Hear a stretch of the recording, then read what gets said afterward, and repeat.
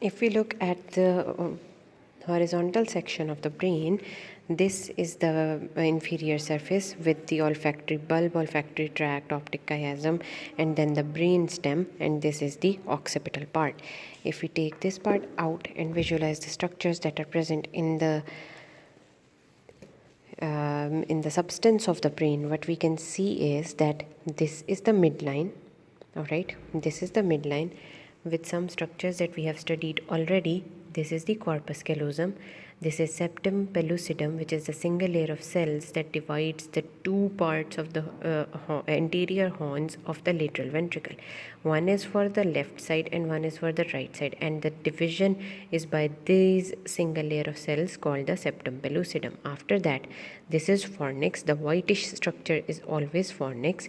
This bluish purplish structure is always choroid plexus, and we said that beneath the choroid plexus of the third ventricle is the thalamus. So this whole complex, these four nuclei are thalamic nuclei.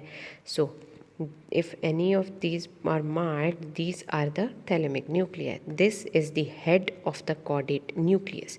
After these two structures, there is a layer of white matter which is called internal capsule.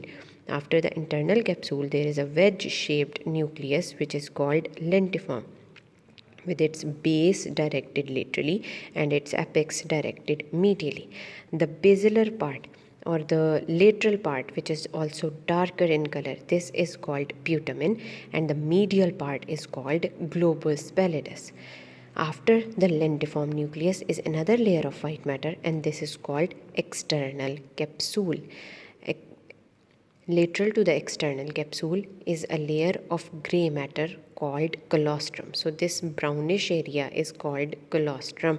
After the colostrum is extreme capsule, and then this grayish area is the insular cortex, which is visualized if we remove the limbs of the lateral sulcus, and we can visualize the insular cortex. This is the anterior horn of the lateral ventricle. This is the posterior horn of the lateral ventricle with its with the limbs of the fornix and the choroid plexus of the lateral ventricle present here. The white matter extending towards the frontal lobe is called forceps minor, and the white matter extending towards the occipital lobe is called forceps major.